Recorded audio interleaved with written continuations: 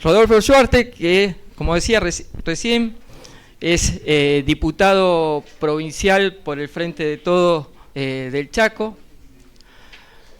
Antes de ser diputado y ahora también ha sido un militante de toda la vida de las causas agrarias, que ha trabajado para organizar, ayudar a que se organicen los pueblos originarios del Chaco, particularmente del Impenetrable, con experiencias algunas muy exitosas, en la cual ha contribuido a la conformación de la Federación Nacional Campesina y ha hecho un recorrido que en estos últimos días han tenido un triunfo muy importante con respecto a meterle una fisura al latifundio, en la cual han conseguido, digamos, la adjudicación de una cantidad de hectáreas importantes que él va a comentar ahora.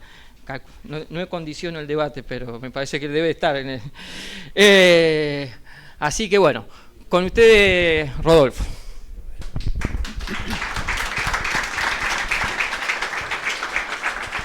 Bueno, un gusto compartir este espacio con ustedes, compañeras, compañeros, con la mesa, con los panelistas, con Pedro. Muy importante cómo lo presentó Pablito en relación a lo del latifundio, porque precisamente lo que pretendemos acá es plantear ese tema. Venimos de... El título dice: sobre el origen de la propiedad de la tierra en la Argentina, el juicio por la verdad de la masacre de Napalpí en el Chaco desnuda el papel histórico del Estado en el despojo de los pueblos originarios de sus territorios con crímenes de lesa humanidad para la concentración de la tierra en manos de la oligarquía terrateniente. Esto que tengo acá es la sentencia del juicio que se hizo el año pasado de una masacre que se realizó el 19 de julio de 1924, va a ser 100 años, y creo que se dieron una serie de factores que hicieron que esto fuera posible. Yo suelo ser muy optimista, pero si me preguntaban que este juicio era posible, hubiera dicho que no. Grandes luchas de los pueblos originarios en el Chaco, en los más de últimos 20 años, de miles, con un protagonismo muy, muy grande. Estudiosos como Juan Chico, de la Fundación Napalpí, de la zona de Napalpí, que no sabía su idioma, era un intelectual originario y no sabía su idioma por el terror que había generado esta masacre, y entonces lo protegían a sus hijos, a sus nietos, no enseñándole el idioma a toda la gente de la zona. Eso, junto con la coincidencia en el Poder Ejecutivo y también en el sector de la Justicia Federal, permitió que se haga este juicio por la verdad, que tiene una importancia muy grande en los pueblos originarios y en general para toda la Argentina, porque lo que ha significado, ahora vamos a ver algunos mapas, y en América, porque el modus operandi de los estados, después de las revoluciones de la independencia, han sido concentrar las tierras del despojo en pocas manos de los terratenientes, que son el eslabón interno de la dependencia. No es posible la dependencia si no tenés un eslabón interno, que es el factor principal, el interno, el que determina quiénes son los aliados con que se van a desarrollar la política en la Argentina. Avanzamos. Hay que tocarle más la flechita. Bueno, no está saliendo del texto, pero no importa.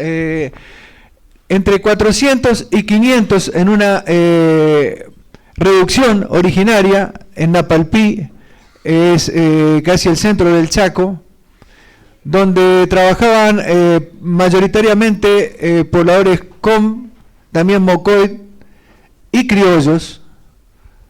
En esa reducción, súper explotados, fueron a una lucha por las condiciones de vida y de trabajo, semi-esclavo, no podían salir además de la reducción. El Estado, como se demostró en esta sentencia, a partir de los testimonios de los estudios, demostró, ustedes vieron en la foto anterior el avión. Con ese avión se sobrevoló, se hizo la logística y se tiraba caramelos, y cuando salían todos los chicos a buscar y las personas mayores también, los mataron. Entre 400 y 500 hombres, mujeres, jóvenes, niños, mujeres embarazadas. Muchos se escondieron en los montes, pudieron salvar así su vida. ¿Seguimos? Avanzamos. Ese es Juan Chico, que dije, historiador com, que hizo un aporte muy importante en toda esta investigación y que lamentablemente falleció por COVID durante la pandemia. ¿Cuál es Juan Chico? A ver, volvé para atrás. El que está en primer plano, de negro. El que está arrodillado. Este es el desarrollo del juicio. ¿Seguimos? Ese es uno de los testimonios, volvamos atrás, uno de los testimonios que se hace con traductor. ¿Seguimos? De los sobrevivientes. Acá cuando está la jueza leyendo la sentencia y es traducida al mocoid y al com. Seguimos. Bueno, acá hay unos párrafos donde resaltan la esencia de lo que voy a decir. O sea, se demostró que el Estado planificó lo que se determinó como sentencia, un genocidio y un crimen de lesa humanidad para despojar de sus territorios y sumirlo a la explotación a los pueblos originarios. Política que se desarrolló en el sur con Roca y en el norte con Victorica, en nombre de la civilización. Y Victorica, en el Chaco, en Presidencia Roca, algunos conocen, cerca de Pampa del Indio, el día que fundó Presidencia Roca, puso una lanza, puso una bandera, y en la punta de la lanza puso la cabeza del más bravo cacique que había dirigido las últimas luchas. Esa fue la avanzada de la civilización en el Chaco. Seguimos. Bueno, ahí se está esperando la sentencia. Seguimos. Y lamentablemente hay que decir que hace pocos meses murió la abuelita Rosa Grillo, la última sobreviviente, que también había prestado su testimonio y había podido presenciar lo que había significado la sentencia y justicia en relación a conocer la verdad. Seguimos. Bueno, una síntesis. El 19 de junio de 1924, masacre en Apalpí, casi 100 años después, las grandes luchas de los pueblos originarios del Chaco, las investigaciones de Juan Chico y la Fundación Apalpí crearon las condiciones para que la confluencia de iniciativas con el Poder Ejecutivo y la Justicia Federal, en un juicio que demostró el método utilizado por el Estado para el despojo de sus territorios por parte de minorías y sumirlo en la explotación. Seguimos luchando para dar vuelta al viento, como dijera nuestro querido compañero Mártires López, máximo dirigente campesino COM, de las más grandes luchas de los últimos 20 años. Murió después de un atentado. Seguimos luchando por verdad y justicia, por la tierra, los territorios y una patria liberada para la felicidad de nuestro pueblo. Seguimos.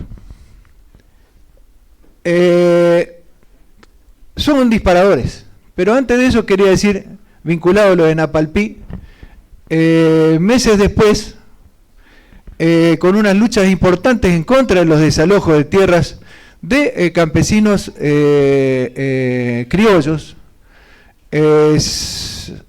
se fuimos, como dirían en Castelli, se fuimos a la ruta, a la vera de las rutas para no cortar y no enfrentarse, pero sí para mostrar presencia y disposición de lucha en 33 localidades contra ese desalojo. Se generó una comisión de tierra con el gobierno. El gobernador dijo que él y el gabinete iban a funcionar junto con las organizaciones toda la semana. Pasó cerca de 15 días y se formó una comisión de tierras en general y en particular sobre una reserva de 10.000 hectáreas en Miraflores. Había dos proyectos de leyes, uno que decía que tenía que crecer el ejido municipal, que estaba dentro de la reserva, ocupando 2.000 hectáreas de las 10.000, y porque viven en ranchos, porque no tienen trabajo y porque entonces van a la ciudad. Otra decía más o menos, no decía eso, pero sí había que resignar. Nosotros hicimos un proyecto de ley que decía, el primer tema es la titularización de las 10.000 hectáreas en forma comunitaria. El segundo son las condiciones de vida para el arraigo, de producción y de trabajo, para evitar el éxodo. Y la tercera, el crecimiento del ejido municipal en la medida en que pueda haber una cesión acordada con la comunidad de ahí, si son compensadas con otra cantidad de tierra en igual cantidad, que permita que se titularicen las 10.000. Hay que decir que el día 24 de mayo, después de 105 años que se hizo el primer censo en esa zona, se entregaron las primeras 1.300 hectáreas comunitarias en camino a avanzar hacia las 10.000. Es un triunfo muy importante en un momento donde soplan vientos en la Argentina, donde Pichetto, por ejemplo, dice que los mapuches son extranjeros, la legislatura de Mendoza dice algo parecido, incentivando el racismo, la xenofobia, denostando a los pueblos originarios, y creemos que esa conjunción de grandes luchas han creado las condiciones para avanzar en esta dirección, cosa que tenemos que profundizar. Lo voy a pasar rápido. Esa es la evolución de la Constitución desde el virreinato del Río de la Plata hasta la Argentina. Se ve en la conquista cómo fue toda la parte sur. Era el celestito claro lo que no estaba manejado por los pueblos originarios, y después se avanza hasta lo que es actualmente la Argentina. Seguimos. Bueno, acá están los especialistas. Discúlpenme si son datos que hay que son actualizables, y al mismo tiempo tienen algunas críticas en cómo se realizaron algunas informaciones. Pero se puede decir que hay el 1,3% de los propietarios tiene 43% de la tierra en la Argentina. Seguimos. Estoy jodido acá, torcido. Bueno, han generado una Argentina agroexportadora. O sea, a partir de producir cueros, lanas, carnes, el principal comprador, ahí se ve lo que significa la red de ferrocarriles, cómo se concentra en el puerto, la red de lo que significan los ríos para llegar al puerto. Todo este movimiento ha surgido principalmente por el tema de la soberanía del Paraná, y lo que significó economías complementarias, como Inglaterra, donde compraban lo nuestro. Posteriormente fue la URSS en la época de la invasión a Afganistán y demás, en la época de la dictadura, y actualmente China es los principales compradores. Pero se da una triangulación de la dependencia, porque hay importadores de capital, como los frigoríficos que permitían que se lleven determinadas condiciones esa carne, donde ahí estaban los yanquis. O sea, una relación de exportaciones inicialmente con ingleses y con yanquis de otro punto de vista, no de compradores, sino de generadores de capital que permitieran esas exportaciones, y se va anudando el tema de la dependencia y la pérdida de soberanía, comandada por el factor interno que significa la presencia del latifundio terrateniente y de la oligarquía en Argentina. Seguimos. Bueno, datos donde se ve lo que significa el arriendo, que cuando hablamos del tema de la inflación, bueno, el primer eslabón, que es la producción agraria, si partimos que hay un 45%, según ha cambiado en los últimos tiempos, de pago de arriendo, eso impacta directamente en el primer eslabón de la cadena, que después la podemos seguir en los monopolios que existen para la producción. Seguimos. Bueno, lo que es también la extranjerización de la tierra, seguimos. Seguimos. O sea, a partir de esa concentración de la tierra y de no ver el desarrollo nacional independiente, sino ver quién nos compra, que eso se fue ampliando al petróleo, al gas, a la minería, también a la explotación de la pesca, poco hablado, pero súper explotado. Bueno, tenemos los países opresores y los países oprimidos. el tema de la globalización, quiere decir como la informatización está tan al alcance de la mano, quiere decir que eso te permite que cualquier cosa se pueda hacer en cualquier lugar en forma rápida, pero no que se dividen los países en países opresores y oprimidos, y eso significa la necesidad de luchar por la soberanía, como está haciendo este primer encuentro y todo el recorrido que han hecho las organizaciones aquí presentes. Seguimos. Bueno, y para terminar, en la lucha por una patria libre y soberana, la democratización de la tierra significa terminar con la concentración de la misma en manos de un puñado de terratenientes vendepatria, factor interno y por lo tanto principal de la dependencia y desde nuestro nacimiento como nación.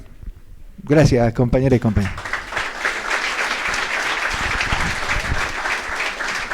Muy bien, compañero. ¿Querés uno de ellos para vender o no?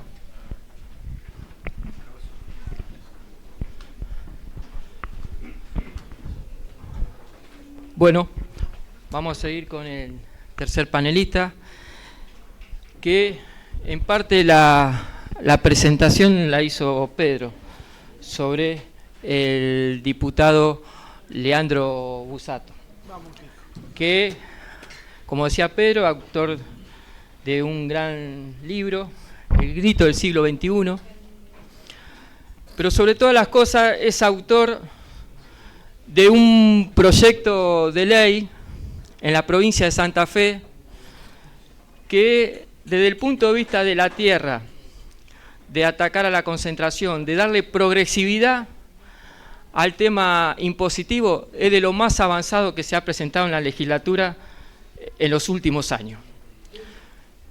No lo voy a explicar yo, seguramente algo va a explicar él sobre el contenido de ese proyecto. Por lo tanto, le damos la palabra a Leandro Busato, que no sé por qué le dicen Kiko, pero bueno.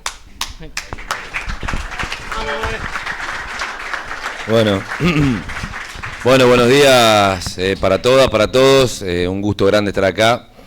Yo soy en realidad un militante político, tengo profunda vocación por aprender muchas de las cosas que están diciendo acá y vengo humildemente a narrar mi experiencia legislativa, política y casi accidentalmente literaria, por empuje de Pedro Peretti y otros y otras. Quiero contar algunas cositas y dejar también algunos conceptos. Voy a tratar de ser muy sintético porque somos muchos y me parece que lo interesante está de aquel lado para que podamos sintetizar algunos conceptos que permitan arribar a algunas conclusiones. Cuando la Argentina, igual que el mundo, entró en pandemia, independientemente de la valoración que se hacían o los conceptos que se vertían, había una gran discusión si el mundo iba a salir mejor o peor después de la pandemia. Bueno, yo creo que salimos peor.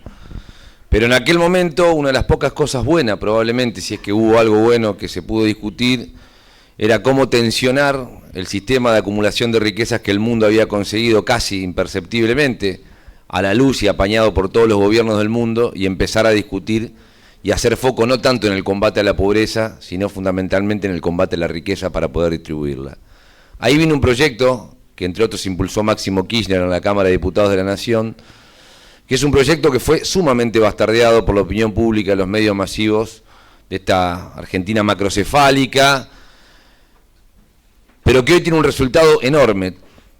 Las grandes obras de urbanización de los barrios populares se están haciendo con el fondo al impuesto a la riqueza, que en aquel momento, entre otros, trabajaron Máximo y un grupo de legisladoras y legisladores, y hoy permiten tener gestos mucho más justos de un gobierno al que le falta mucho para llegar a ser un gobierno con plena justicia social en función de los sectores populares.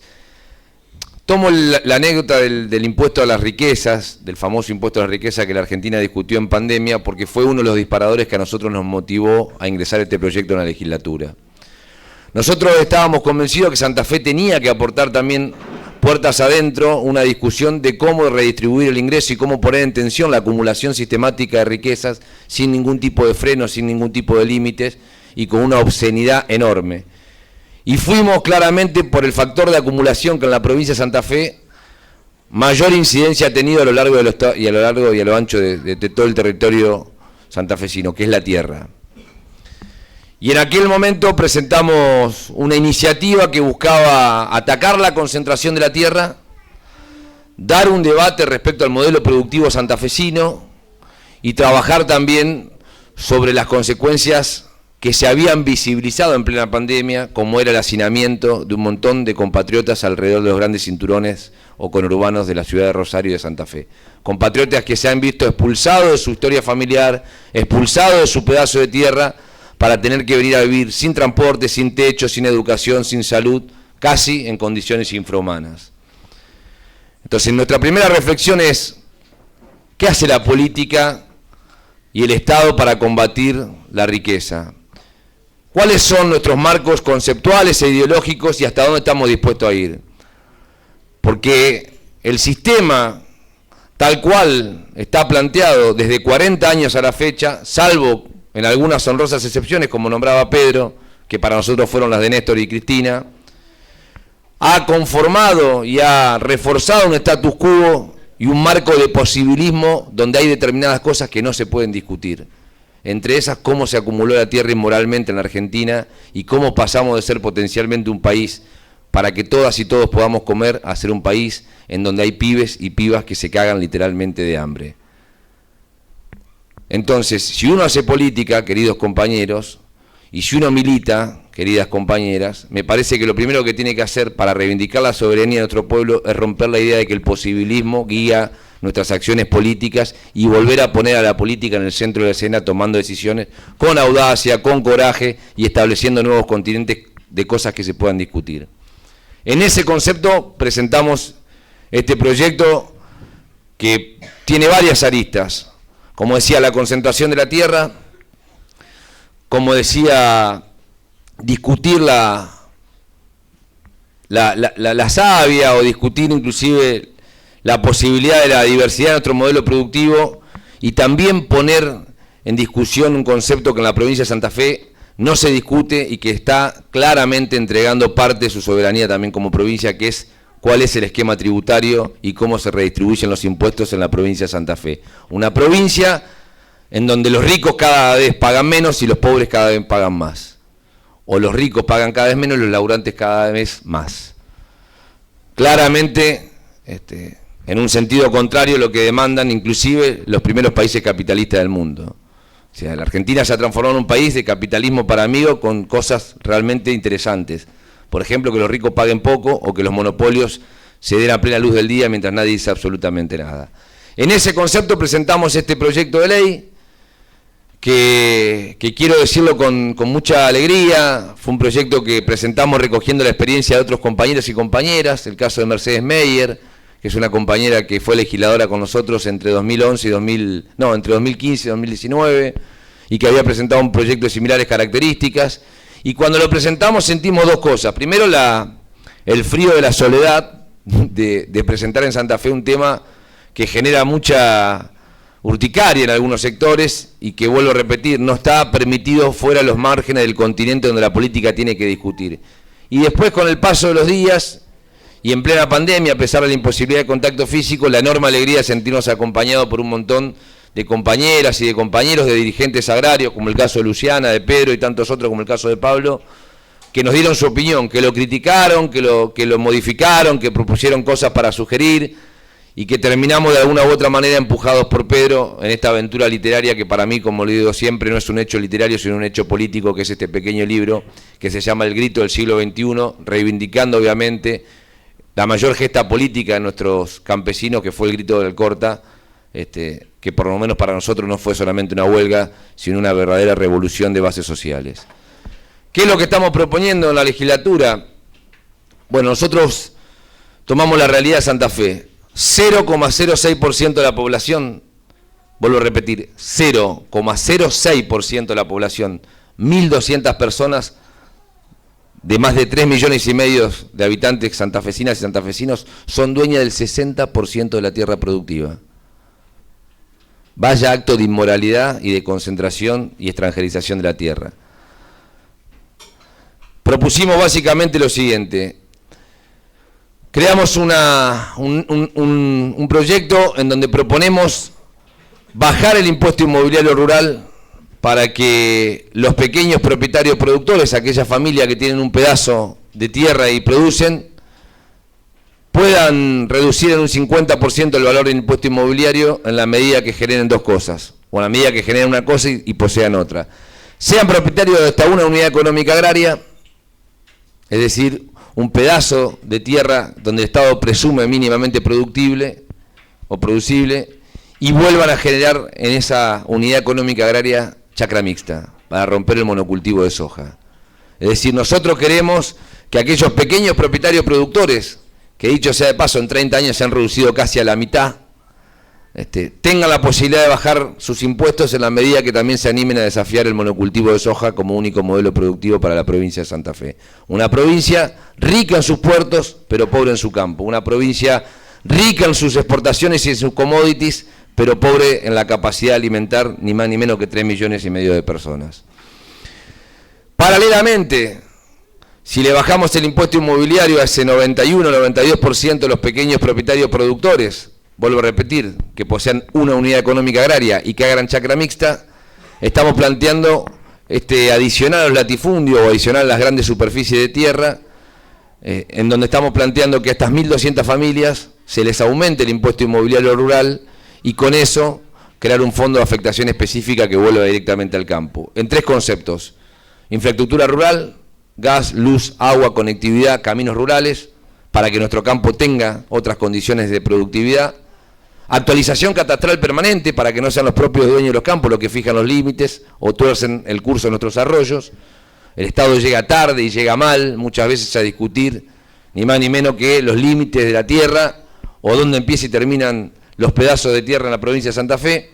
Y por último, una cosa que nos parece central para recuperar la idea de ruralidad, para recuperar la idea de la familia agraria, la familia campesina: fomento de las actividades económicas en los pueblos de hasta 1.500 habitantes. Santa Fe tiene 365 localidades, de las cuales 252 tienen hasta 1.500 personas. Somos una provincia macrocefálica en Rosario y macrocefálica en Santa Fe, pero con muchísimas dificultades para que nuestros pueblos de interior subsistan. Mucho más si quedaron a merced del proceso fenomenal de concentración de la tierra en función de estos famosos agronegocios que terminan siendo el desarrollo de los pools de siembra y los océanos verdes de soja transgénica.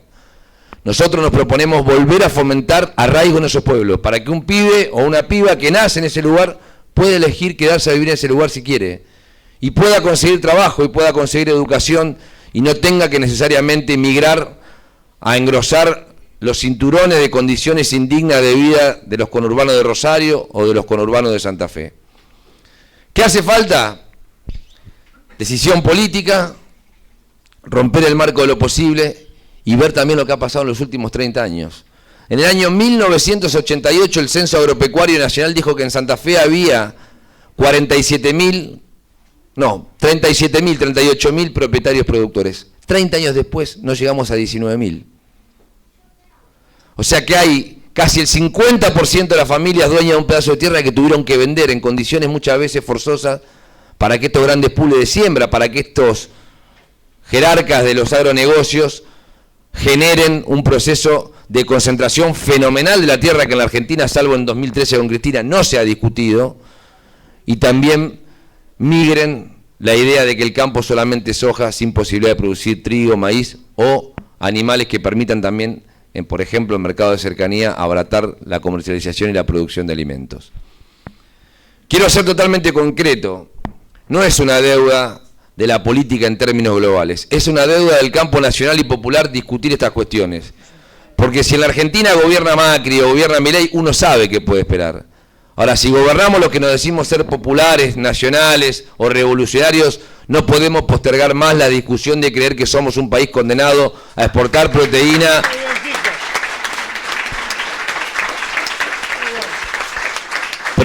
vegetal para engrosar los chanchos de China que alimentan al mundo. Terminemos con la sanata de que le damos de comer a 500 millones de personas. Nosotros le damos de comer a los chanchos chinos. Y los chinos es un negocio vendiendo los alimentos al mundo. Entonces, tenemos que lograr romper el paradigma productivo de la provincia de Santa Fe. Tenemos que tener la posibilidad de tener estos foros de discusión porque necesitamos dirigentes políticos y dirigentes políticas valientes y valiosas que den este tipo de discusiones donde haya que darla, y necesitamos encontrarnos para poder tejer 4, 5, 6 ideas, fuerzas que nos permitan avanzar en la idea de que la política no está asignada por el posibilismo, sino que lo ideal también es parte de nuestra agenda y podemos hacerlo posible. Les quiero agradecer a los que me permitieron exponer. Le quiero agradecer especialmente a Pedro y a Luciana que me acompañaron en esta pequeña aventura literaria, pero fundamentalmente en este hecho político. Y les quiero pedir que en una época y en un momento trascendental, donde vamos a discutir probablemente el sentido de la historia de los próximos 20 años para la Argentina, después de 40 del retorno democrático, tomemos la política como una herramienta de transformación, aferrémonos a lo que creemos y no nos resignemos a creer que las cosas vienen dadas sin poder modificarse. Hay muchos ejemplos de la historia y el grito de Alcorta es uno de ellos, que tiene que permitir construir una política agraria diferente, una política de campo con campesinos y un montón de familias que encuentren en sus propias posibilidades de laburo la posibilidad de vivir mejor ellos y sus hijos. Muchas gracias.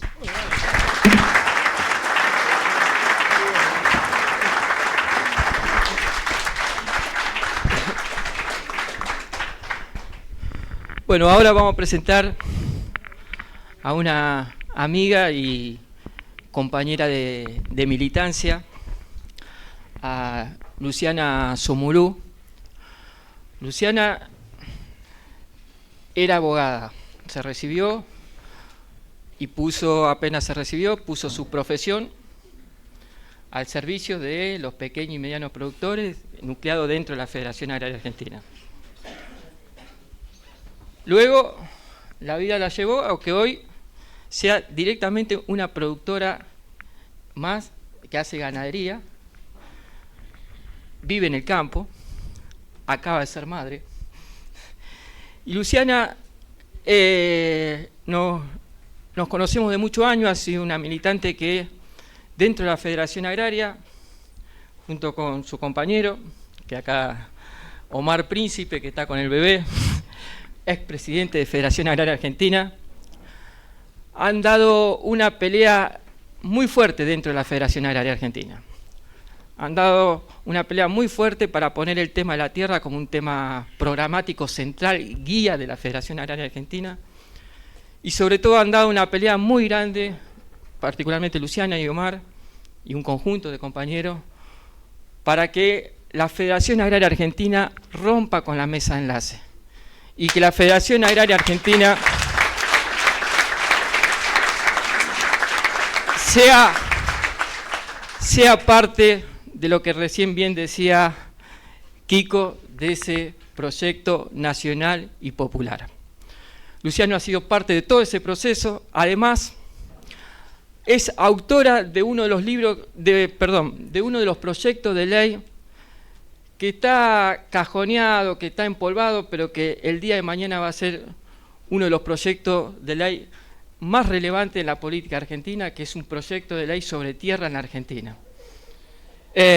Por eso le damos la palabra acá a Luciano.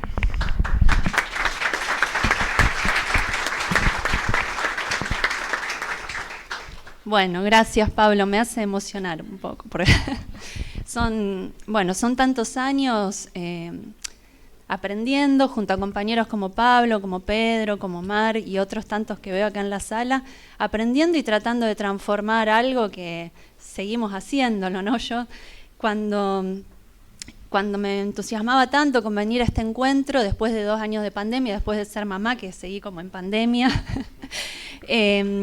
pensaba, o sea, como que identifico dos puntos de partida en esto que nos convoca: la soberanía tierra, territorio y modelo agropecuario. Y uno era el no al ALCA. 20 años después nos encontramos de nuevo. Para mí eso es, yo que recién recibida, como decía Pablo, empezaba mi militancia en la Federación Agraria, siendo hija de chacareros.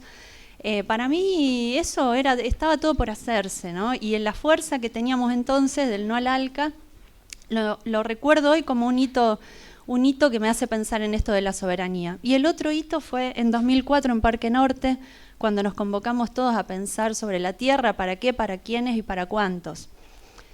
Y pasaron 20 años y seguimos hablando de esto. No es que no se hizo nada, se hizo, pero se hizo insuficiente, porque los números nos siguen mostrando que el crecimiento de la producción de granos ha sido exponencial, pero ha sido dramática la desaparición de pequeños productores, los impactos en el ambiente y el encarecimiento en el precio de los alimentos.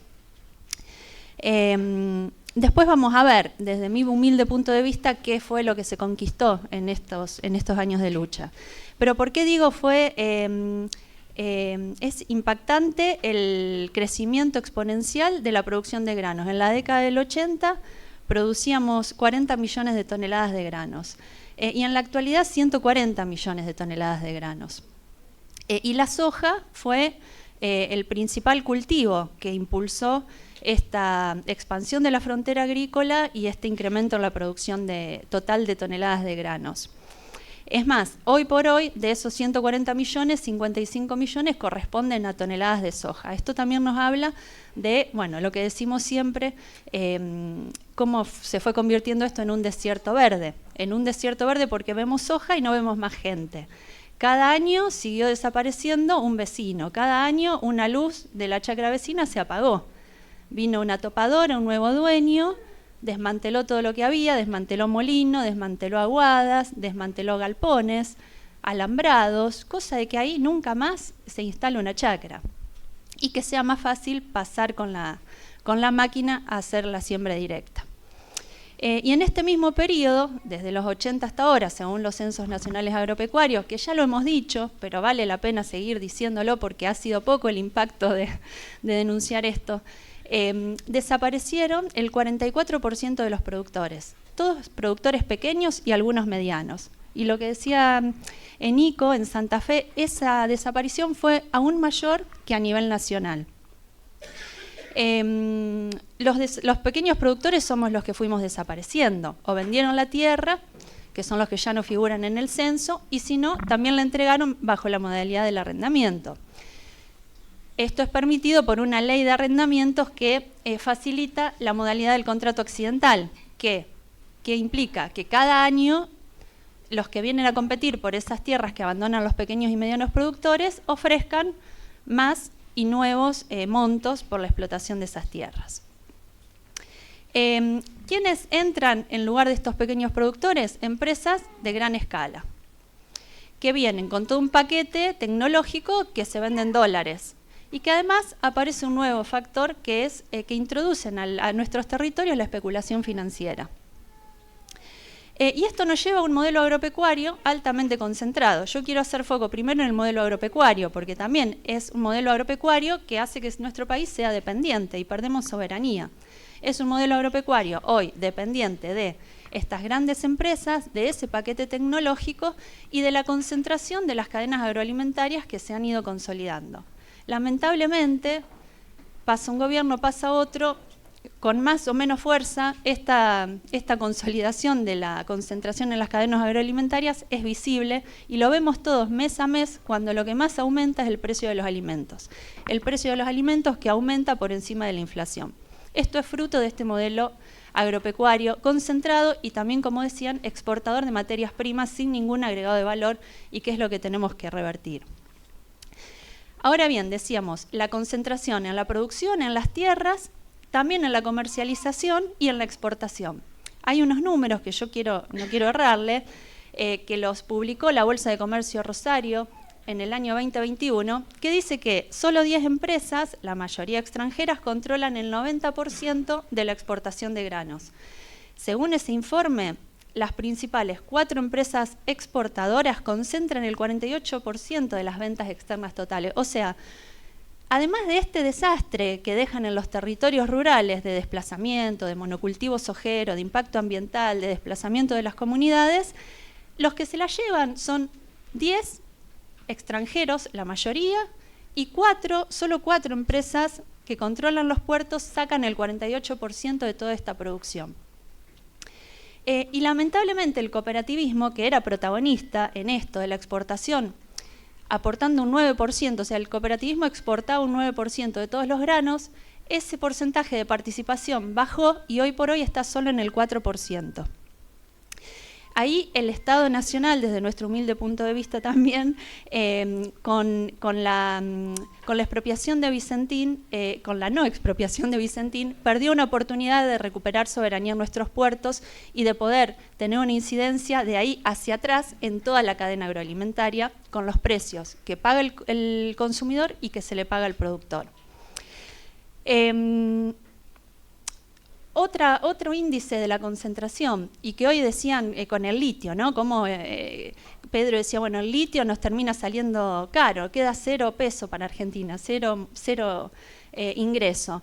Y lamentablemente también es tan fuerte el peso de estas cadenas concentradas que el Estado termina subsidiando, por ejemplo, sectores como el de la harina, ¿no? El de la molienda harinera. Está concentrada porque solo una empresa controla el 80% de las pastas, galletitas y harinas que consumimos. Y sin embargo, la cadena de la harina es una cadena de las que más subsidios recibe, bajo la excusa de que van a bajar los precios de alimentos, cosa que nunca ocurre. Entonces, ¿por qué decimos, bueno, todo este modelo agroexportador de materias primas, concentrado en los puertos, concentrado hacia atrás, con el impacto ambiental que tienen los territorios, en las comunidades, en el precio de los alimentos, es pérdida de soberanía. Genera una dependencia total de estas corporaciones que controlan nuestras localidades y lo que comemos. Condicionan a gobiernos y a las sociedades a través de la disponibilidad, de la calidad y del precio de los alimentos. Esto claramente es perder soberanía. Ahora, bueno, ¿qué hacemos con esto? Desde Bases Federadas, con los compañeros de Bases Federadas, desde la Mesa Agroalimentaria, espacio en el que participamos, decimos que esta dependencia se puede dejar atrás y proponemos una batería de políticas públicas para hacerlo. Las políticas públicas tienen que estar enfocadas para los pequeños productores, la agricultura familiar, los campesinos, los indígenas y sus cooperativas. Todo el complejo cooperativo, el movimiento cooperativo de nuestro país tiene un fuerte potencial. Necesita más recursos para mejorar su infraestructura, para agregar valor, ese valor que queremos agregar en los territorios y para poder llegar al consumo. Los grandes actores del sector nos han desplazado de nuestros territorios. Los pequeños productores, sin embargo, apostamos a seguir viviendo en el campo, produciendo una diversidad de alimentos, cuidando los sueldos, rotando cultivos, criando distintos animales, haciendo lácteos. Seguimos apostando a eso. Sin embargo, las condiciones son todas en contra. Otra cuestión, el arraigo. Siempre nosotros cuando hablamos de esto pensamos la importancia del arraigo. El arraigo en los territorios es soberanía territorial. Y los pequeños y medianos productores que trabajamos y vivimos en las localidades, cuidamos el ambiente, sostenemos las instituciones locales, todo ese entramado socioeconómico que está en los pueblos, lo sostenemos viviendo ahí.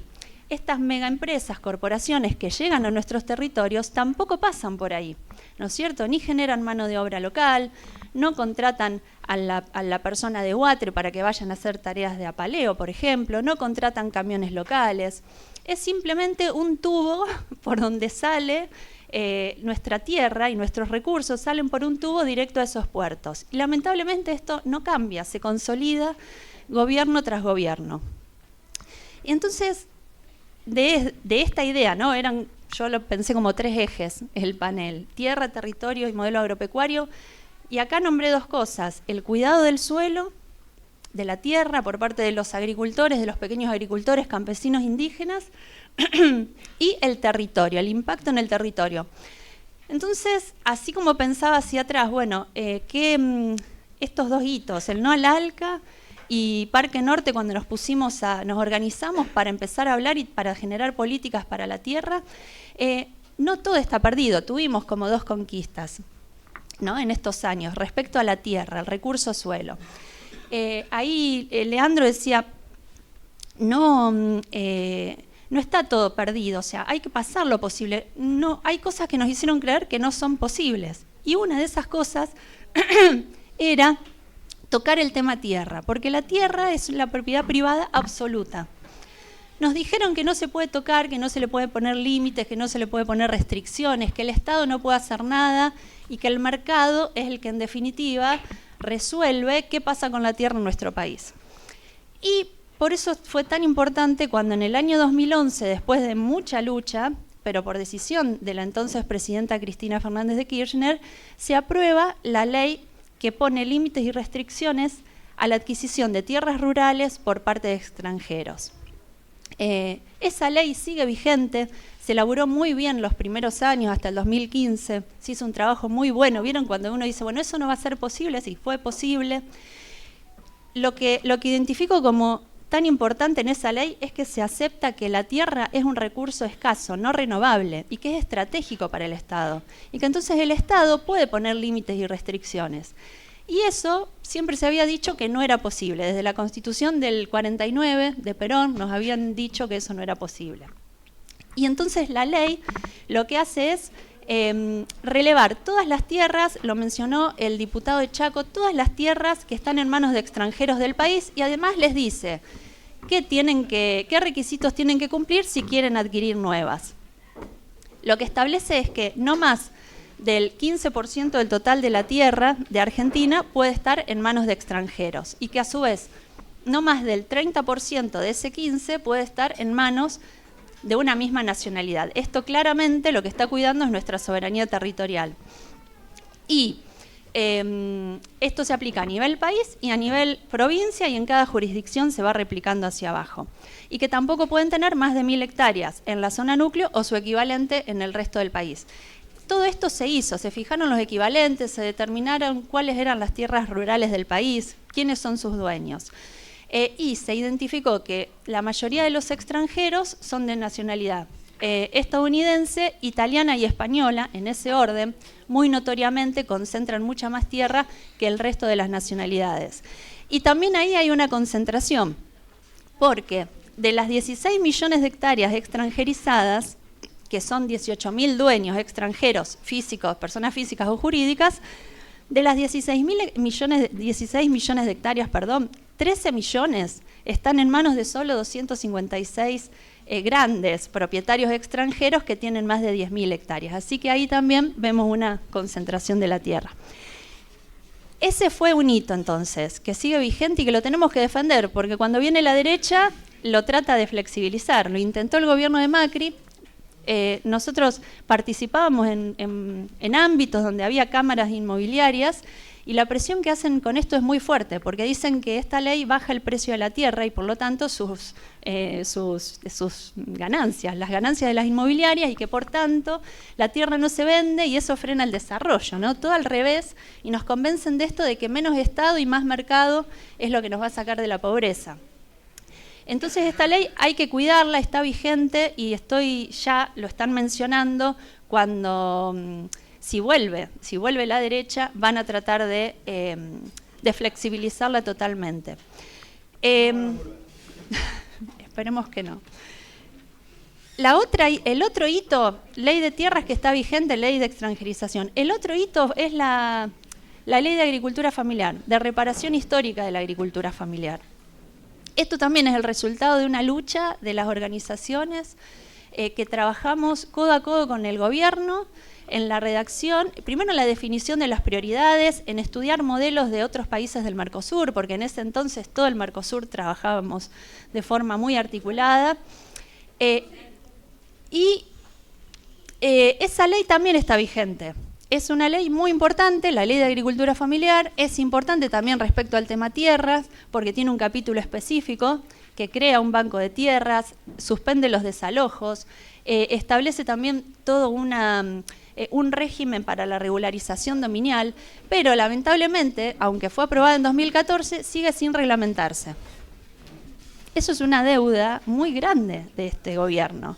La ley de agricultura familiar no se reglamentó, entonces sigue habiendo una laguna que impide que normas como estas, que son excelentes, que son el resultado de luchas tan conscientes, tengan un impacto real en la vida de los agricultores familiares. Y después termina habiendo desalojos, aún hay desalojos, como pasó hace poco en nuestra zona, que a pesar de que está la ley nacional que suspende los desalojos, las leyes provinciales que suspenden los desalojos, el Poder Judicial da la orden, te cae con la policía y chau, agricultor familiar. Esos son los dos hitos. ¿Por qué los menciono? Porque se puede. O sea, es lento. Espero que no nos encontremos en 20 años más con tan poquitos logros respecto al tema tierras. Pero se puede. Y esto de lo posible, llega un día que nos damos cuenta que no es lo posible. Tenemos que romper lo posible e ir por lo que queremos. Y yo sé que, bueno, me habían pedido como... Hay mucha legislación de tierras, no quiero aburrir, pero sí mencionarlo que también en nuestra historia hubo hitos fundamentales que permitieron que todo esto que describían, que los chacareros accedan a la tierra, que se conviertan en propietarios y pensar un modelo de desarrollo productivo integral, fue también por decisión política y por normas que lo permitieron. Como la más impactante es la Constitución del 49, que estuvo vigente solo hasta el 56, por los mismos intereses que hoy siguen comprometiendo nuestra soberanía. Son los mismos intereses que siguen impidiendo que constituciones como esas estén vigentes, porque establecía la función social de la tierra, del capital y de la producción. Entonces, imagínense, duró hasta el 56, nunca más volvió esa constitución y tenemos la liberal de 1853. Por los mismos intereses que hoy siguen rigiendo los destinos de lo que comemos, lo que producimos y si nos tenemos que quedar o no en la chacra. Eso respecto a tierra, también en Santa Fe hubo muy buena legislación de tierras, el mismo destino, allá en la Constitución de 1932, se aprueba en 1932, pero había sido aprobada en Convención Constituyente en 1921, era una constitución fabulosa que establecía, además de aspectos de desarrollo productivo, aspectos vinculados al límite de la, por ejemplo, de la jornada de trabajo, era una constitución laica, era algo muy progresivo, muy progresista. Bueno, también duró solo 3 años y se volvió a la constitución anterior que respetaba la constitución liberal de 1853 que regía a nivel nacional. Todo eso está en el libro de Leandro, así que si lo quieren leer, está ahí todo detallado. Bueno, entonces pasé por esto, el modelo agropecuario, tierra, y también quiero hacer una referencia al territorio, porque cómo vinculamos soberanía y territorio con esto del modelo agropecuario. Y bueno, un poco lo decía. Estas corporaciones llegan a nuestros territorios con todo, con su paquete tecnológico, con sus recursos provenientes de la especulación financiera, llegan con su tecnología, con sus dólares y nos desplazan. Y esto no es un cuento de terror, es lo que nos pasa cada año. Cada año quedan pequeños productores en el camino. Esto es permitido por lo que decíamos antes, la ley de contratos agrarios que tiene la figura del contrato accidental. Eso también es una lucha que estamos dando.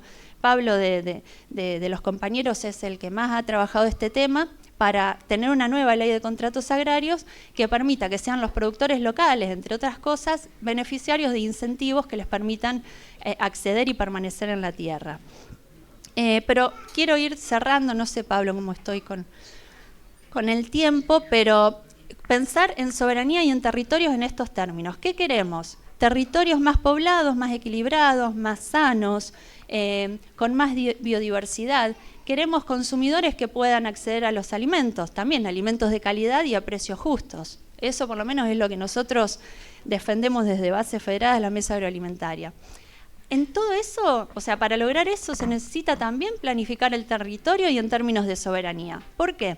Tenemos vías férreas, tenemos canales navegables, tenemos cursos navegables, tenemos eso. Ahora bien, el Estado hace inversiones en recuperar vías férreas, pero ¿quién sube mercadería a esos trenes? ¿Puede una cooperativa, una pequeña cooperativa que está haciendo un esfuerzo por producir alimentos, tener un espacio en esos containers?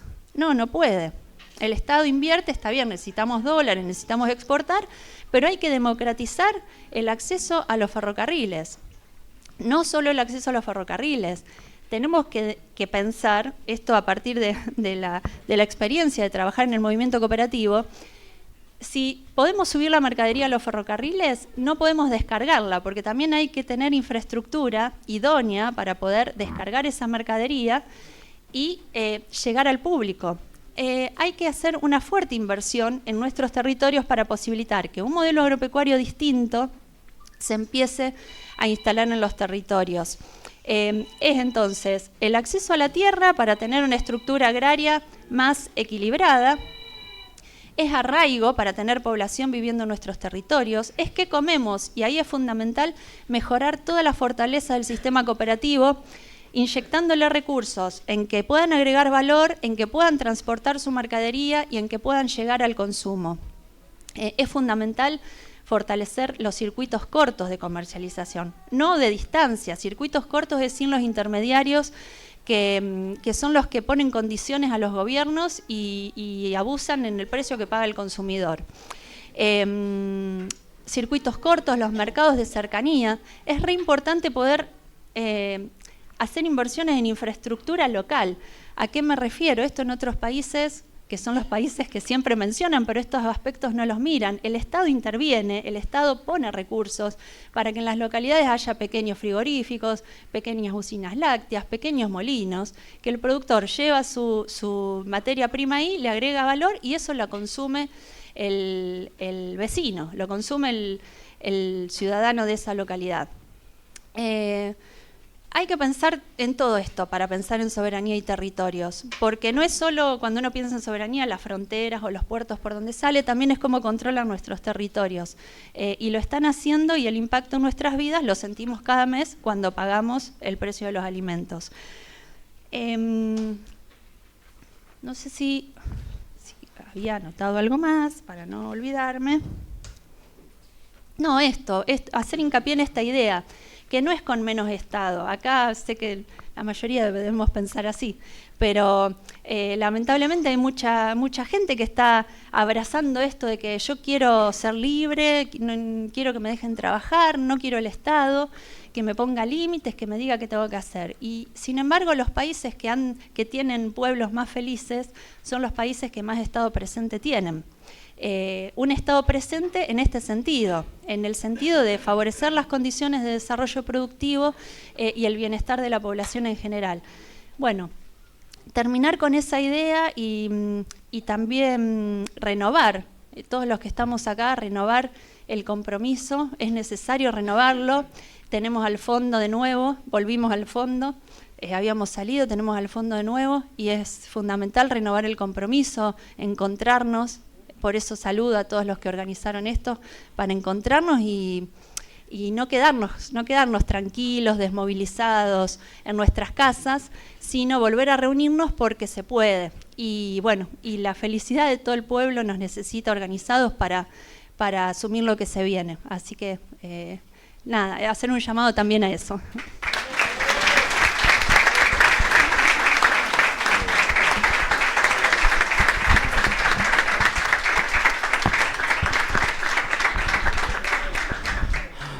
Bueno, gracias Luciana.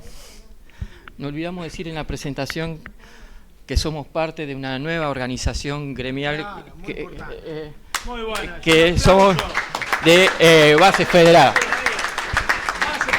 Que acá hay varios fundadores como el Chapa, Ana María, Javier, el presidente Omar Príncipe. Base Federada. Bueno, ahora voy a presentar a una productora que no son de lo que, como decía Kiko, que producimos alimentos para los chanchos de China, sino que a una de las productoras que producen realmente el alimento que consumimos todos los días. Es una productora, es mujer y es militante. Esas tres cosas no es fácil, porque ser productora de horticultura, ser mujer y además tener tiempo para la militancia es puro compromiso y es digno de felicitaciones y de reconocimiento.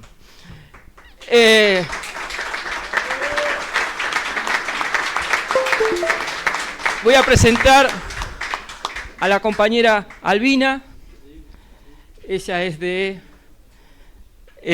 pertenece a una organización que fue referente de la organización de los campesinos pobres, sin tierra, del cordón hortícola del Gran La Plata. Y ahora es una de las coordinadoras de la Federación Nacional Campesina.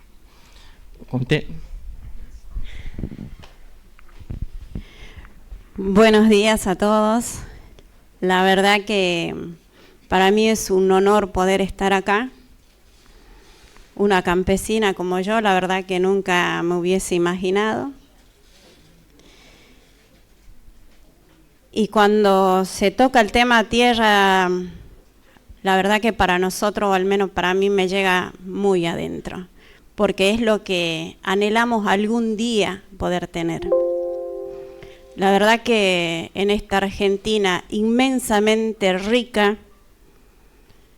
con tierras muy productivas, que tiene dentro de sus entrañas mucha riqueza y que lamentablemente está en manos de un puñado, ¿no?, que saquean todas esas riquezas para afuera y que nada que enriquezca adentro del país, que son un puñado con mucho y que somos los muchos con nada, pero que dejamos la vida en lo que hacemos, que es producir.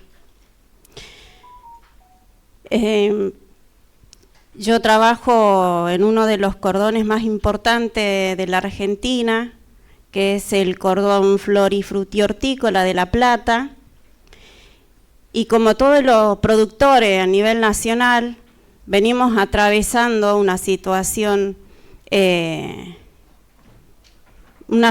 muy mala. ¿Y por qué digo dejamos la vida en lo que hacemos? Porque venimos de generación en generación trabajando en la tierra, una tierra que no es nuestra.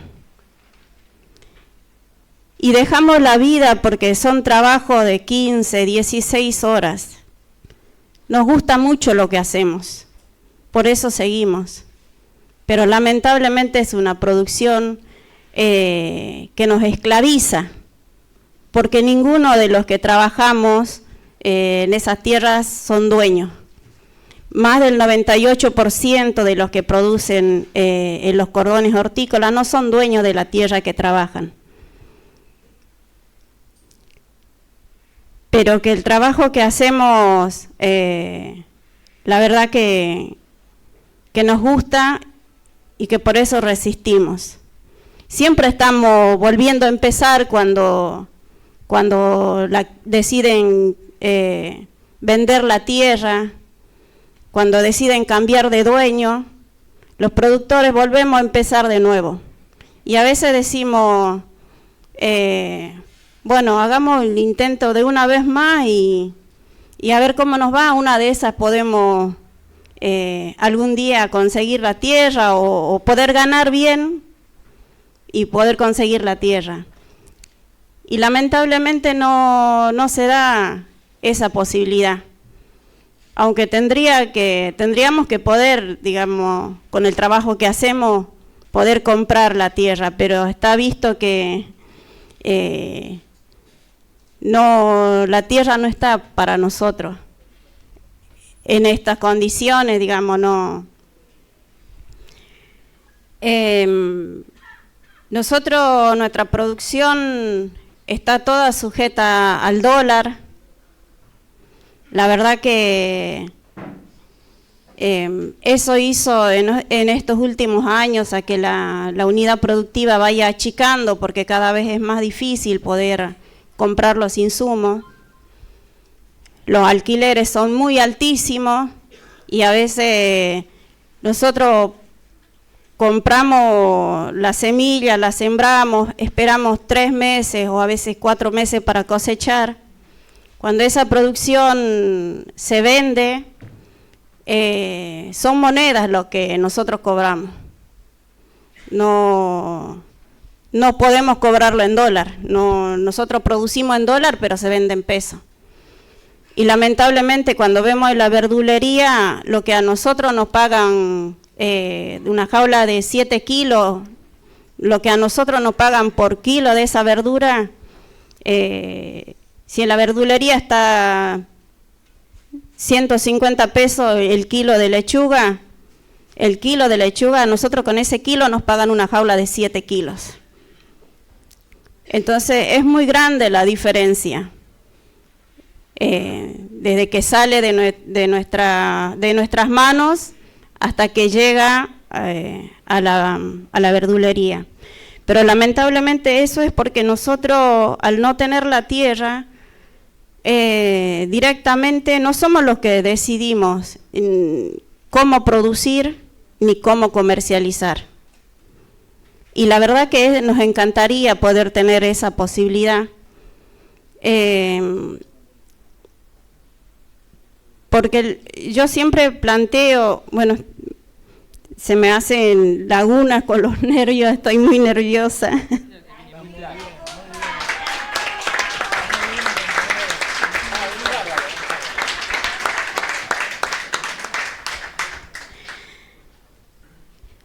Que nosotros en el tema esto de cuando nos hablan de la agroecología, la verdad que nos encantaría poder producir agroecológico, porque yo creo que nosotros somos los principales interesados en eso, porque somos nosotros los que nos ponemos la mochila de veneno a la espalda y tenemos que salir a curar. Somos nosotros los que estamos con nuestros hijos, llevándolos al surco, donde están todos los remedios esparcidos en la tierra. ¿Y cómo no vamos a tener interés de producir agroecológico? Más vale que queremos, porque es nuestra salud y también es cuidar la salud del consumidor. El tema es que si en estas condiciones a nosotros nos ponen a producir agroecológico sin resolver el tema de la tierra, es imposible. Es imposible, porque tenemos que incluso ni siquiera dejar un caminito por donde caminar para tratar de producir lo más que se pueda, pero ni siquiera para decir que cuando lo vendemos tenemos mucha plata y podemos planificar vacaciones, no, es producir lo más que se pueda para pagar el alquiler, la luz, poder vestir a la familia, poder alimentar. Ni siquiera cuando digo alimentar, sea alimentar en las condiciones que tienen que ser, porque muchas veces tenemos que ver si les compramos leche o les compramos algo de fruta, las dos cosas no. O tenemos que ver si le compramos zapatillas o le compramos un pantalón, porque las dos cosas no se puede. Y a veces también nos toca decir, mira, o le compro esta ropa pero no me queda para la semilla, o no alcanzo para el alquiler. Bueno, van a tener que esperar. O a veces hasta con la comida, sí. Entonces, lamentablemente no podemos hablar de agroecología cuando estamos sujetos a un modelo de producción que es ligero, porque hay que pagar el alquiler, hay que pagar todos los gastos. Lamentablemente, el que no puede pagar el alquiler viene la inmobiliaria y te saca. Nosotros no tenemos una ley de arrendamiento que nos ampare, lamentablemente. Y peleamos por eso, pero no lo tenemos.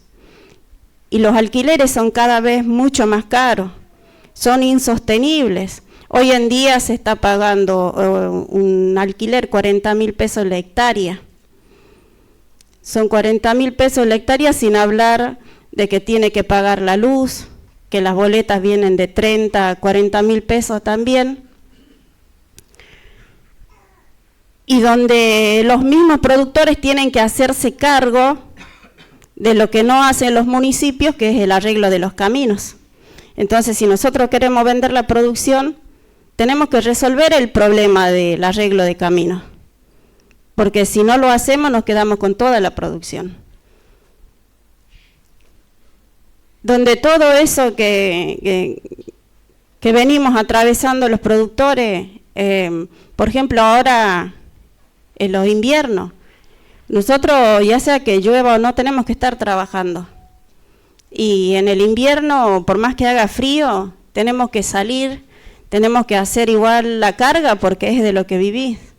Y muchas veces terminamos a temprana edad con dolor de los huesos, enfermos con asmáticos, porque cuando salimos a la mañana a trabajar nos mojamos completo y volvemos a mediodía y ya toda la ropa se nos seca en el cuerpo.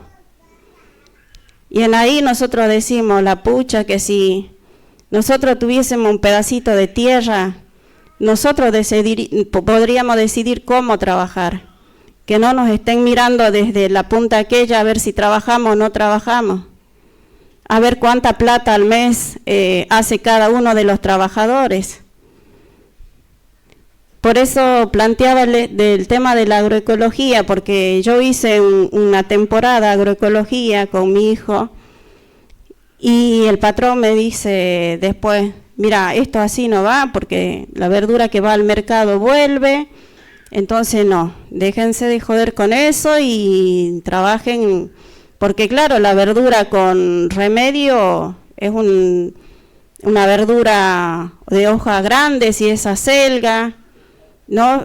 Un tomate brilloso, un morrón brilloso, y no es lo que busca el consumidor, digamos, una verdurita picadita, un tomate medio desfigurado, un morroncito picadito, ¿no? Siempre entra por los ojos a veces, pero entonces que esa producción no compite en el mercado. Y cuando mandamos, más vale que nos lo van a devolver y ahí nos dicen, no, deja de joder y ponete la mochila al hombro y anda a curar. Porque si bien algo es lo que no nos achicamos las mujeres, es cuando tenemos familia y tenemos que sacarla adelante, y si nos tenemos que poner la mochila al hombro, subirnos arriba del tractor o agarrar la azada para trabajar la tierra, lo hacemos. No nos achicamos en eso, no nos achicamos.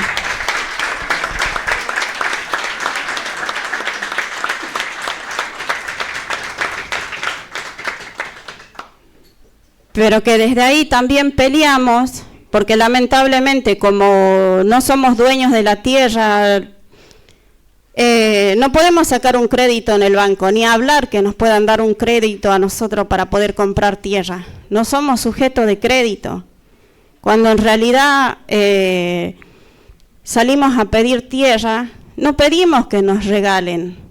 Lo que nosotros pedimos es que nos den la posibilidad de poder pagar 1 o 2 hectáreas de tierra. Porque también es pensar en las futuras generaciones de productores. Porque lamentablemente lo que se viene empujando mucho es la concentración de la tierra y la concentración de la producción. Y la verdad que a nosotros nos interesa que nuestra producción y en mejores condiciones la pueda comer el pueblo, pero a precios accesibles, y que nosotros podamos cobrar lo justo. No queremos enriquecernos a costa del que consume, pero lamentablemente nosotros estamos tratando de hoy resistir para no irnos de la producción, y al consumidor cada vez le cuesta más consumir lo que nosotros producimos. La verdad que es algo que yo, por más que le busco cómo puede ser eso, que a nosotros nos paguen moneda y el consumidor no pueda consumir lo que producimos. Y más cuando escuchamos que en la Argentina hay una inmensa riqueza, pero también hay una inmensa capacidad de mano de obra que se está desaprovechando. Porque cuando uno deja de producir, porque ya no puede seguir más, la gran pregunta que nos hacemos es ¿a dónde nos vamos? Si no tenemos un lugar donde. Pero cuando no nos queda de otra y nos terminamos yendo a los barrios, es con la esperanza de que algún día poder volver a la producción, porque es lo que queremos hacer. Y no es lo que hoy se aprovecha, de ese productor que quiere producir, que quiere cuidar la tierra, y después escuchamos que nos quieren traer, lo mismo que nosotros producimos, nos quieren traer de afuera. Pero ¿y qué pasa con lo que aquí tenemos capacidad? Podemos hacerlo. Entonces se tienen que generar políticas que nos permitan a nosotros, en primer lugar, acceder a la tierra. Políticas que nos permitan a nosotros planificar la producción y la comercialización, recuperar la semilla. No puede ser que la semilla transgénica y que van haciendo investigaciones, dicen que la van mejorando, pero años atrás podíamos sembrar y podíamos decir que de eso podíamos dejar un surco para sacar semilla. Hoy no se puede hacer, porque eso lo hacen para que nosotros sigamos consumiendo las semillas que traen de afuera, porque no son semillas nacionales. Entonces eso implica también cómo recuperamos la semilla nacional, de que tenemos capacidad, tenemos una inmensa capacidad, pero hay que pelear para que eso sea posible y para que esos jóvenes que hoy dicen, nosotros no queremos saber nada de la producción, porque estamos viendo cómo ustedes sufren, cómo a ustedes se les va acabando la espalda, cómo ustedes tienen que ver si comen o si compran la semilla, si se visten o pagan el alquiler. Esos jóvenes que también a veces deciden dejar de estudiar para poder ayudar a los padres en la producción, porque no llegan sino a fin de mes. Y son jóvenes que no pueden planificar su futuro, pero que no se ven como futuros productores, y eso es un problema. Porque hoy cuando hablamos con los jóvenes, en estas condiciones no quieren, porque yo vengo de mi padre que es campesino y que trabajó también estas tierras, pero que nunca logró obtenerlas. Yo estoy en la misma. Entonces, a veces mi hijo dice, y si yo me quedo trabajando en la tierra, voy a pasar lo mismo que estamos pasando ahora, porque no solo los padres la sufren, está sufriendo toda la familia. Y dice, si esto no cambia, voy a ser yo, van a ser mis hijos, van a ser mis nietos. Pero que tenemos que empujar políticas que puedan cambiar y aprovechar toda esa fuerza de trabajo que hoy se está desperdiciando. Y que lamentablemente van siendo más los desocupados, va creciendo el hambre en un país donde es inmensamente rico en producción, pero que no se puede aprovechar. La verdad que seguro me está quedando algo para decir, pero yo estar hoy acá me fortalece porque me hace ver que no estamos en esta lucha solos, que tenemos la posibilidad de algún momento dar vueltas a esta situación y que los que hoy estamos con sed de tierra podamos acceder a un pedacito de tierra y podamos producir dignamente para también vivir dignamente, porque hoy de la forma en que se vive, con la lluvia del otro día nosotros subíamos videos, nos llueve más adentro que afuera, porque lo primero que hay en los contratos de alquiler, no podés armar una casa de material.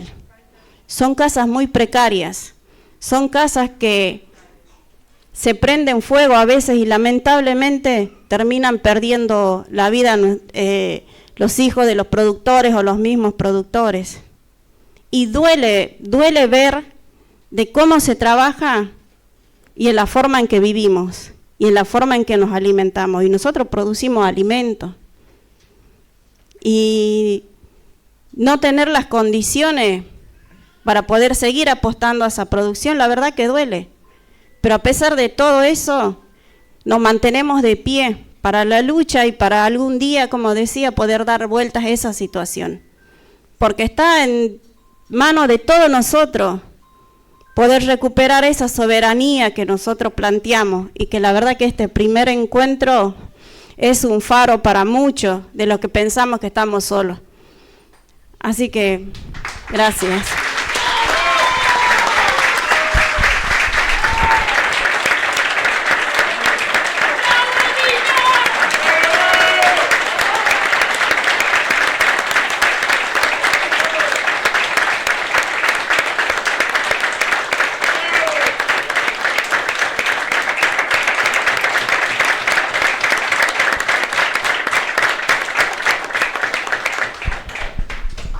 Gracias, Albina.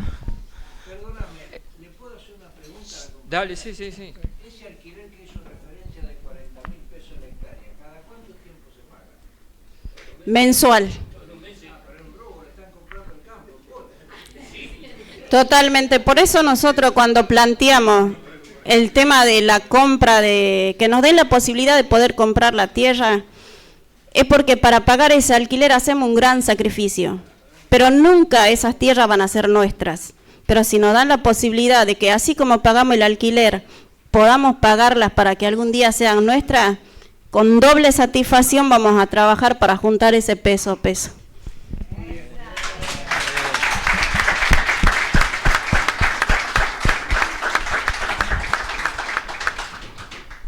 Bueno, ¿cómo seguimos? Digo, nosotros unificamos dos talleres, digamos, uno que era de tierra, soberanía sobre tierra, territorio y producción agropecuaria, y otro taller era de soberanía alimentaria. Acá con los coordinadores hemos llegado a la conclusión, después de que no hay soberanía alimentaria si no hay soberanía sobre la tierra. Por lo tanto dijimos, unifiquemos. El hecho de unificar nos extendió en gran parte la cantidad de panelistas. Y nos está quitando tiempo para el debate después entre nosotros.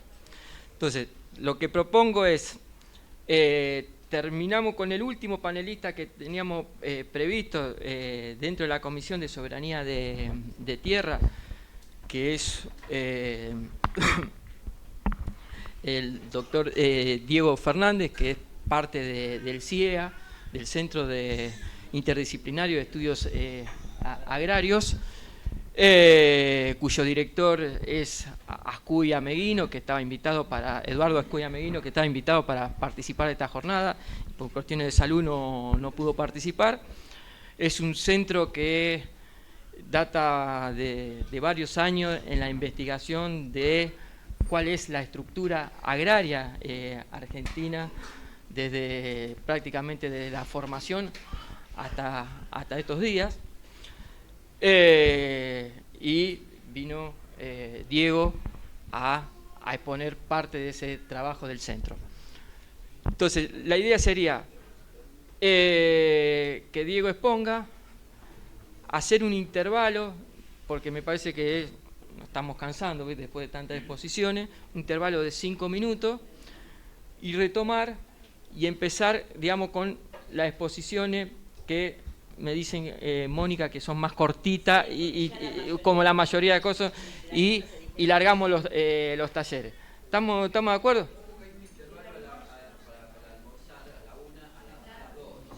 Bueno, y ya están. Bueno, entonces, lo escuchamos a Diego, hacemos el intervalo y después cuando volvemos arrancamos. Bueno, hacemos así. Dale, Diego. Seré breve entonces. Seré breve por el hambre que empieza a acuciar. Bueno, buen día a todos, les agradezco mucho a los organizadores permitirme la participación acá como panelista.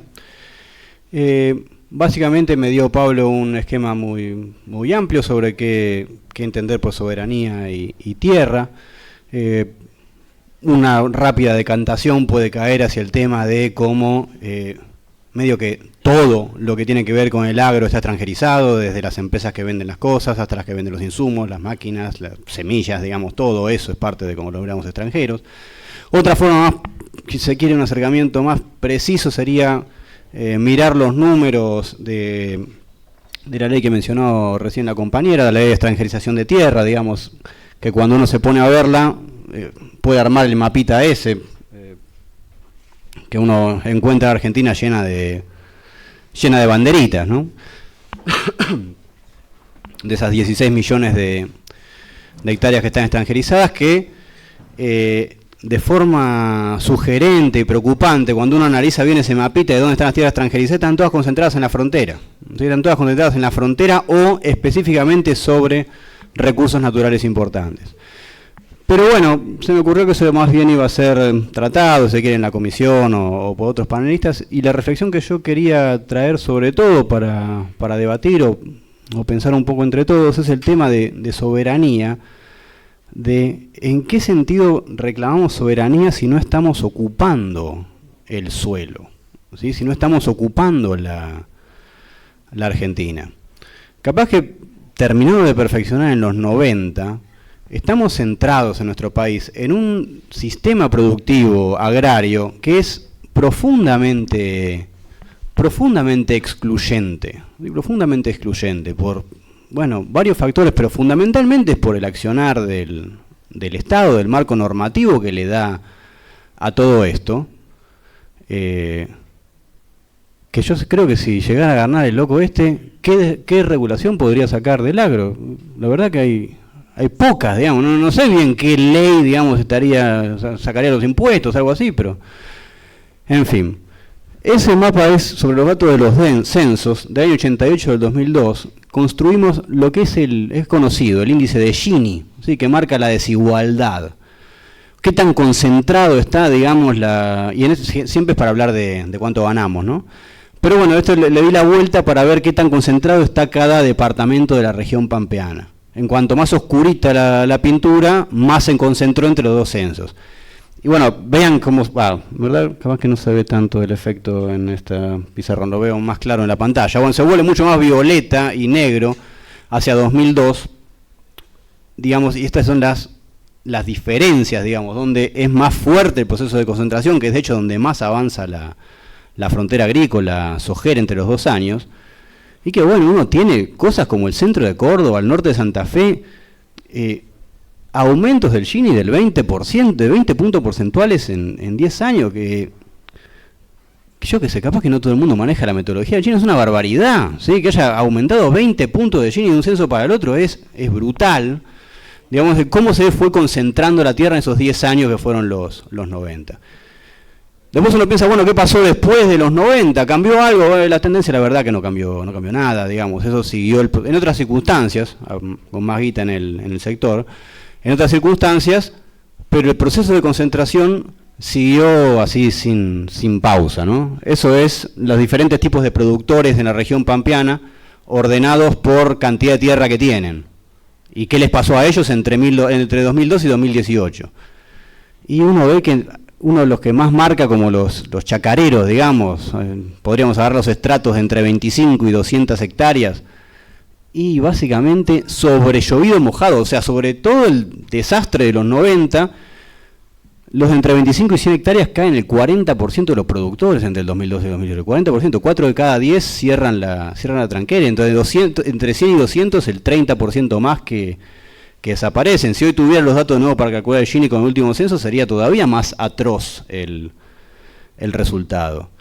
Pero ¿a qué voy? ¿Cuál es la consecuencia de todo esto? Es bueno, esos chacareros, digamos, que ocupan, que le dan vida, que le dan tejido social, que le dan cierta dinámica productiva a las localidades del interior del país y de alguna forma pueblan las principales zonas productivas que tiene la nación. ¿Cuándo están realmente ocupando? Y bueno, es esa marquita roja de ahí, ¿sí? Esos son los que tienen hasta 200 hectáreas. Qué lindo predio ya 200 hectáreas, ¿sí? Respetable, económicamente hablando, por supuesto. Y bueno, en el 2002 ya solo tenían el 10% del suelo, ¿sí? Y ahora estamos hablando de que tienen el 7% ocupan el 7% del territorio. En oposición a lo que tiene más de 1000 hectáreas, lo junté a los grandotes en una bolsa un poco grande si se quiere, pero que sí son la franja verde de arriba, que bueno, ya tienen el 63% de la superficie que está siendo ocupada, ¿sí? Y son explotaciones gigantes que, bueno, es todo lo que señaló recién la compañera, que son ausentistas, son modernos ausentistas, digamos, tipo que no tienen una dinámica que potencie algún tipo de poblamiento o economía para el interior del país. En fin, eso es lo que está ocupando y apenas ocupando. ¿Sí? Es imposible no compartir el diagnóstico de desierto verde cuando se habla de qué es lo que está pasando en nuestro campo. Bueno, en fin, entonces el problema es ese, lo estamos ocupando, es que ¿qué vamos a hacer respecto de la desertificación de nuestras áreas productivas? Porque trae toda una serie de problemas esto. Número uno, una lógica, si se quiere, minera, cortoplacista que tienen estas empresas que no tienen ningún compromiso con los recursos que están explotando. ¿Sí? La tierra le va mal, y bueno, igual es la tierra alquilada, al demonio, el tipo se irá, y lo que queda, digamos. Es un tipo de explotación minera, algunos hablan de extractivismo en agricultura, digamos, bueno, no sé bien cómo calificarlo, pero el asunto es que es una dinámica cortoplacista, a un año esta campaña sale, después levanto, me voy a otro lado si me viene mejor la ecuación económica. Número 2, está diezmando y eliminando a estos productores agropecuarios chacareros digamos, son parte de los sectores populares que tienen que pelear por una Argentina soberana. ¿Sí? Históricamente se han caracterizado por, primero por tener los mismos enemigos que el conjunto del pueblo, estar directamente enfrentados, si se quiere, con agentes de la mesa más chica del poder, con las cerealeras, con los bancos, ¿sí? O sea, donde uno dice, bueno, si tenemos que, para cambiar la cosa tenemos que cagar a alguien, tiene que ser a estos, y son esos, y es justamente eso con lo que estos tipos han tenido históricamente problemas, con los terratenientes, con los bancos, con las grandes cerealeras, digamos, y siempre han sido conflictos con eso. Y número dos, que los han enfrentado tomando siempre las modalidades de pelea de los sectores más postergados y más subalternos, digamos, poniendo el cuerpo, digamos, a la cosa, no con la intriga palaciega de golpe que pelean los señores del campo, sino poniéndole el pecho muchas veces en la ruta. Y bueno, fundamentalmente por lo otro, por lo que venía a discutir acá, el tema de la ocupación del suelo. Es penoso la forma en la que está ocupada la Argentina, es una cosa penosa, ¿sí? No puede ser que tengamos el país que tenemos y estamos comprimidos todos en 2, 3 ciudades que concentran al 96% de la población. Es una cosa que si lo hubieran planificado para hacerlo horrible no les hubiera salido tan bien. En fin. Solo para cerrar, que una última reflexión es que siempre que he estado pensando en estos puntos del problema de la concentración y de cómo hay que tratar de revertirla y de generar otro tipo de campo y otro tipo de vida rural, traté de ponerme siempre en abogado del diablo y encontrarle alguna virtud a estos pools, ¿sí? Algún negocio, digamos que, bueno, está bien, esto es malo porque concentra, saca el chacarero, son cortoplacistas, pero es bueno porque... Y no encontré nada, no hay nada, no es que la Argentina está... No es que la producción exponenciada que tiene la Argentina de grano se debe a estas grandes empresas, ¿sí? Lo que hace una gran empresa no hace algo loco, diferente, hace algo diferente lo que hace un chacarero, no hace nada diferente, digamos, cultiva más o menos lo mismo, tiene una escala en la cual consigue los insumos muchísimo más barato y paga alquileres más caros y por eso raja al otro, pero no... ¿Quién gana en esto? El tipo que arma el negocio, el terrateniente que cobra una renta mucho más grande por alquilar el campo, y nadie más. No es que exportamos más o que ganamos más dinero o algo así, o que los rusos que nos venden fertilizantes nos los venden más barato porque acá hay grandes. No, o sea, a los rusos les da lo mismo vendernos 1 millón de toneladas de fertilizantes y que después nosotros lo usemos con una empresa, lo usemos en 10.000, ¿sí? No es que tiene menos costo, es lo mismo, ¿sí? Es un negocio que se ha formado, que crece en su dinámica propia sin casi ninguna traba. Y bueno, presenta ese interrogante para la soberanía, según lo que yo. No estamos ocupando la tierra, digamos. No la estamos ocupando, la estamos dejando vacía. La están controlando en el futuro 2.000 empresas, ¿sí? En todo el país. Bueno, ¿qué vamos a hacer con eso? Bueno, espero haber sido breve.